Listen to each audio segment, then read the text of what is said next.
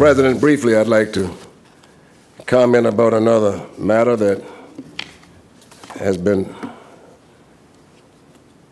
emanating from this chamber too much, and that is criminality in government, crimes.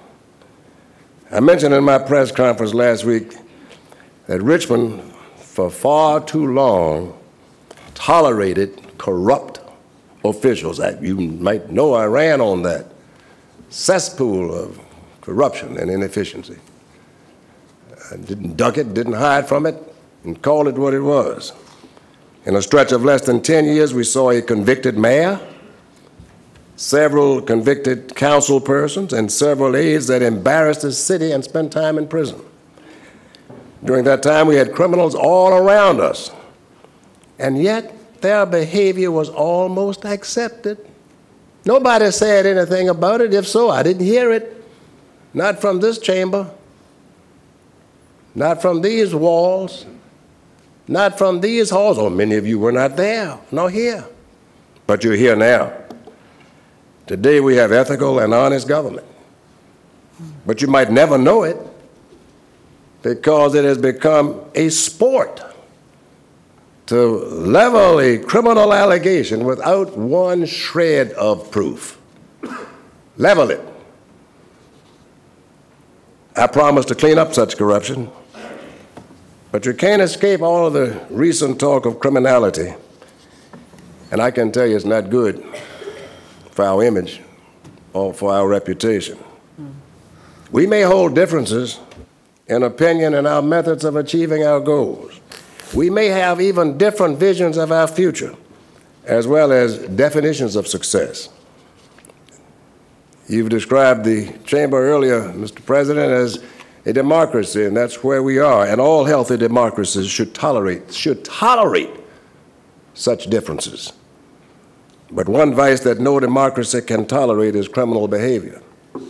That's a serious charge that threatens not only the trust of its citizens, but the legitimacy of government itself.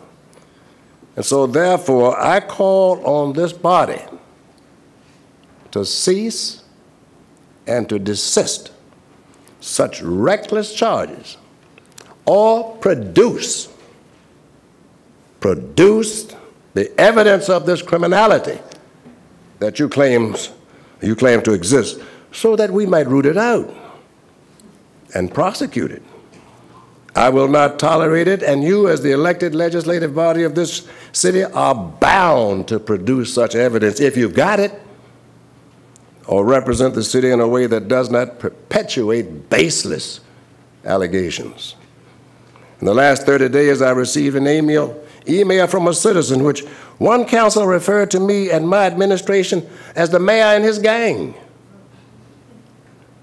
as if we were marauding through City Hall as delinquents. This is from a council person, the mayor and his gang. Another councilman has mentioned money laundering in reference to city finances, as if we are an organized crime syndicate, taking ill-gotten money so we can clean it up and wash it and spend it some other place. And just last week, Councilwoman accused my chief administrative officer of being a criminal, which she later backed off away from. But her original statement was not actually directed at the CAO. She said the city needs to stop hiring criminals. I'd like to find out when we started hiring criminals. When did the city start hiring criminals? Any high-level director in City Hall undergoes a criminal background check. To say that they are criminals at those levels is a personal insult to those directors as well as to the police department which conducts the checks. I'm committing to make sure that we no longer accept the days when the city manager's aide conspired with a city council person and then embarks on their own scandal, depriving the city of almost $1 million before anybody got wise. I'm committed to making sure this city roots out crime in any form or fashion, and I'm committed to hiring the best people available to make this government run more efficiently.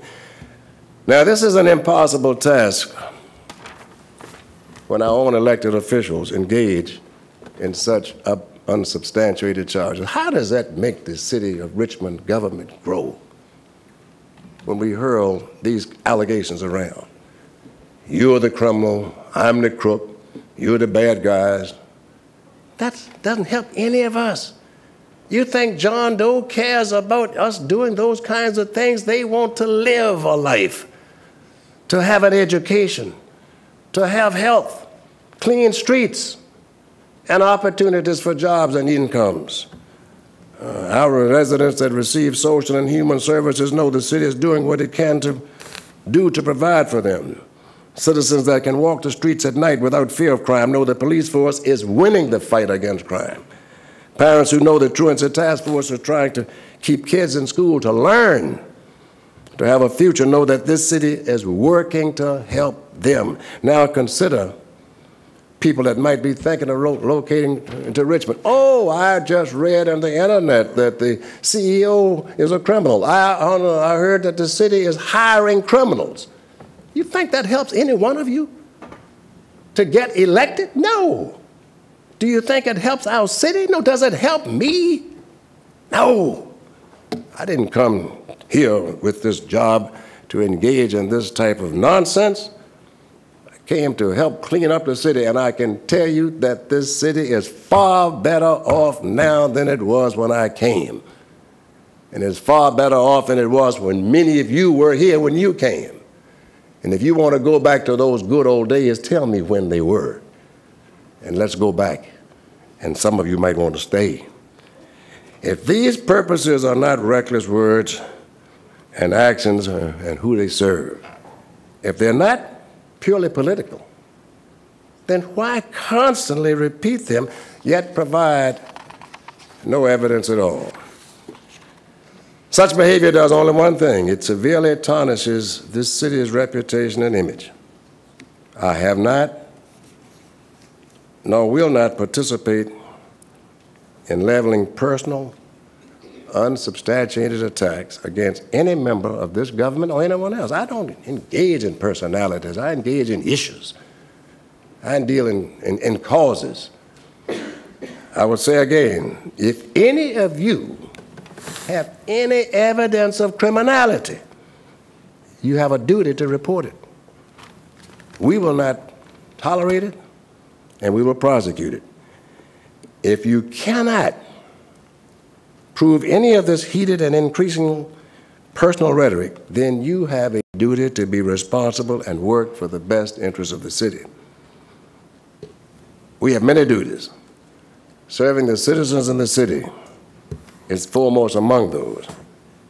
Continuing to tear the city down and spread alarm and dissatisfaction among residents without any facts whatsoever would be farcical if it were not such an unfortunate reality.